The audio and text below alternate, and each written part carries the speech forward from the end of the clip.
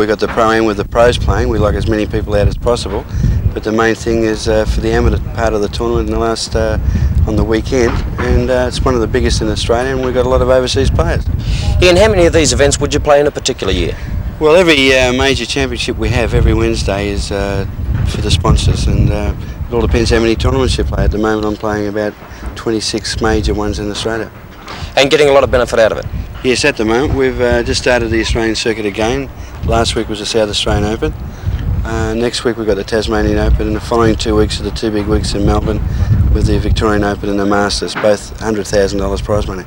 New Zealander Paul Hartstone had the best round of the morning with a 72 under the card. He is pairing with a tournament favourite in Scottish champion Colin Dalgleish, who had a 74 in his first round. Another who had a 74 is the big American Duffy Waldorf, who really gives that big ball a ride from the tee. Most players in the international teams event, and there are 16 teams involved, including teams from Italy, Fiji and the United States of America, as well as state and local teams, had scores in the mid-70s.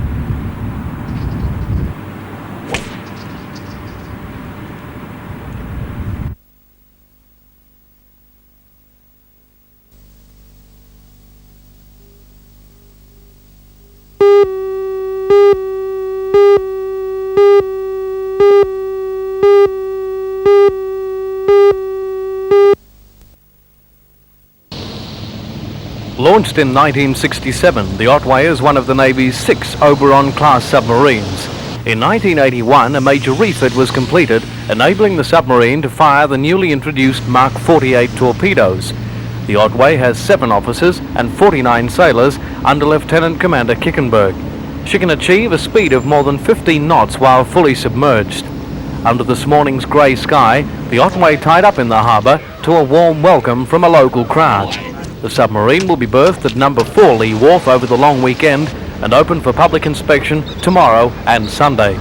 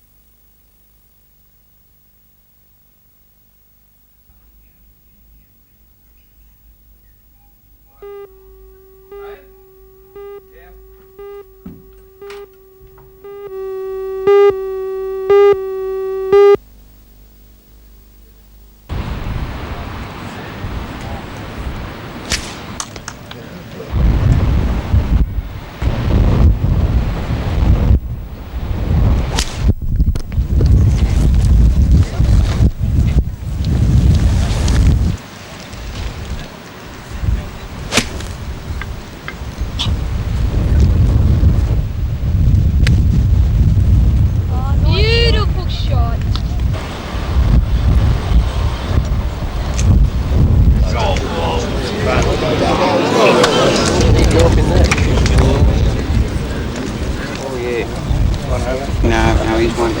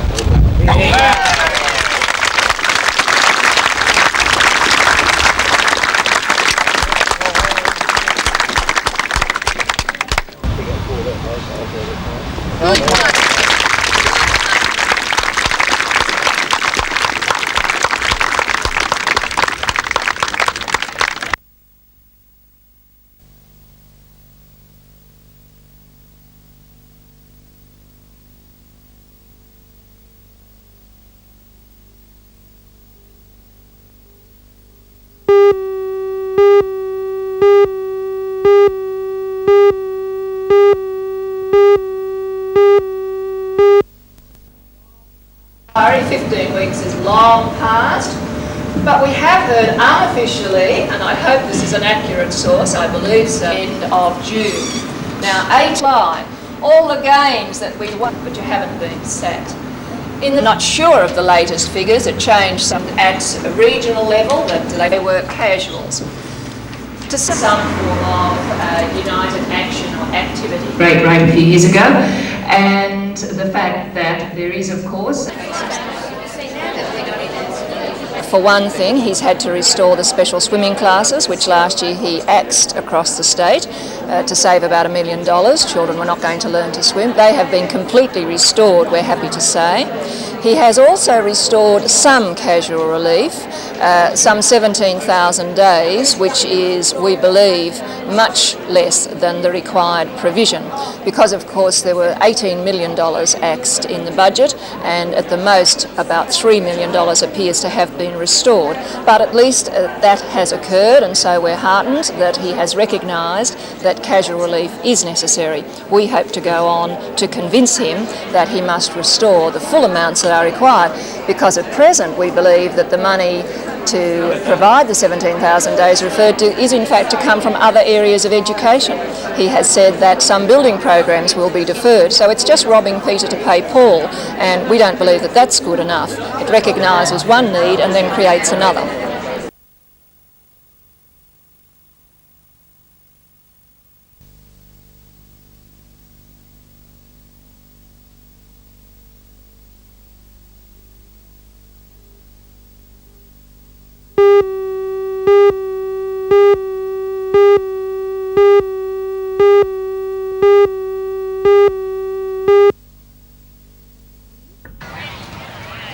The new school year was absent of smiling faces today as these children made their way back to the classrooms.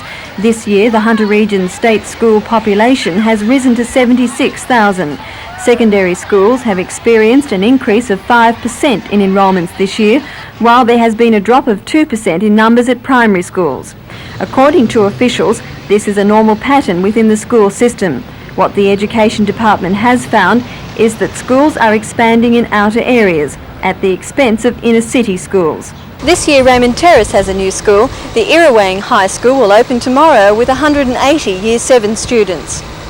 When students arrive tomorrow, they'll find that their new school is not finished, and under present conditions, dust is quite a problem. The school is all demountable classrooms and will eventually be replaced when a new one is built nearby. Irrawang High School, which takes students from Madawi, Karua, Tea Gardens and other areas within Port Stephens, has been established to relieve overcrowding at Raymond Terrace High, which is apparently bursting at the seams following a dramatic increase in Year 7 figures over the past couple of years.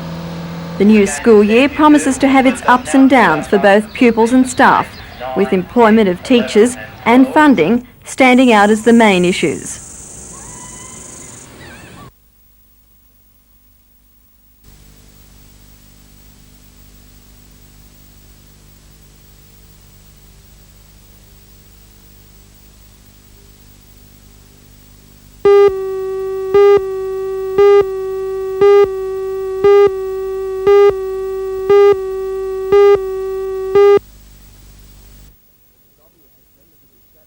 It was obvious as the members of the Shadow Cabinet made their way into the meeting in Brisbane that another leadership battle was in the offing.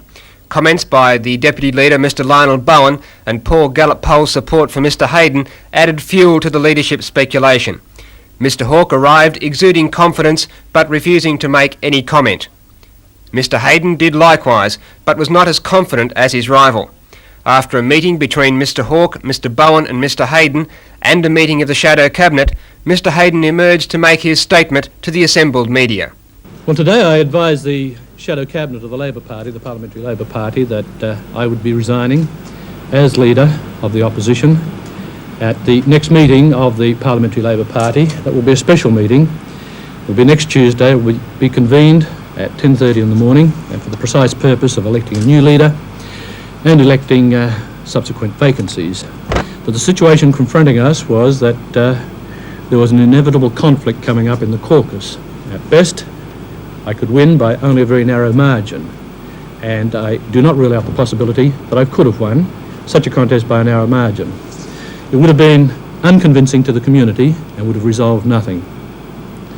At worst, and most likely, there would have been a rather nasty brawl within the caucus involving debate, heated, personal perhaps, which would have led to divisions and tensions being generated in the caucus, which would have been totally unproductive.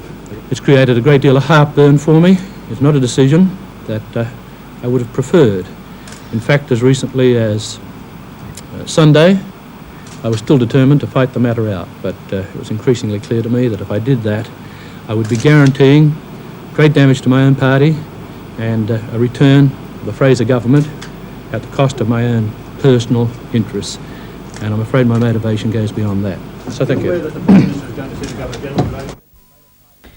The Parliamentary Labor Party's Deputy Leader, Mr Lionel Bowen, whose refusal in an interview to back Mr Hayden prompted the latest round of media speculation, made a brief announcement on the timing of the leadership election and a tribute to Mr Hayden's service to the ALP.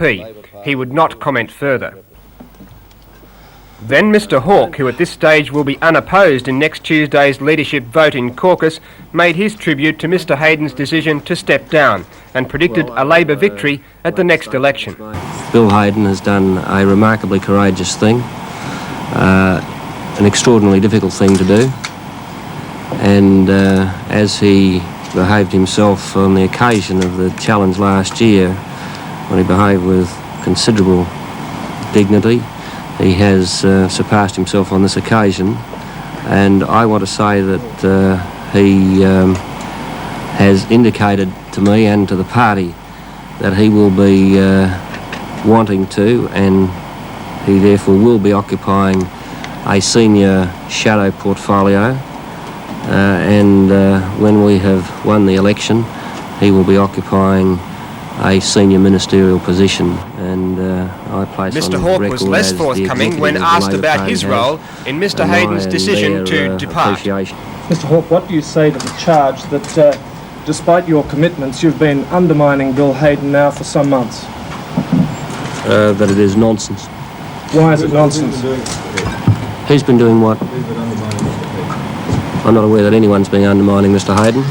Why didn't he resign so suddenly, sir?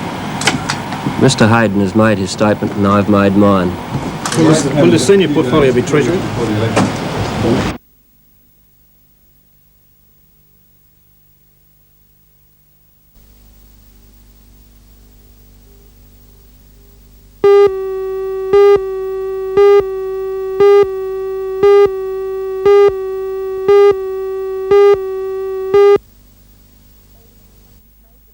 Alderman Cummings made the plea in the form of a cable sent to BHP's Managing Director, Sir James McNeill. We are now making steel much more economically than we were before, and I was going to ask them to consider that in the light of their deliberations in Melbourne today. And then, of course, the election date being called for the 5th of March, I suddenly realised that that telex is out of date.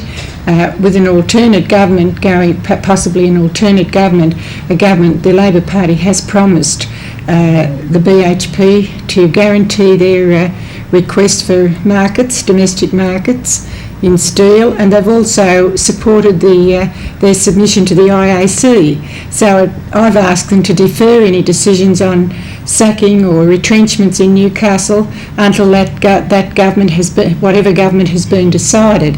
I think that's only right and just. I couldn't see any point in making a decision with all the families, the men at risk. So that's why I sent the telegram this morning.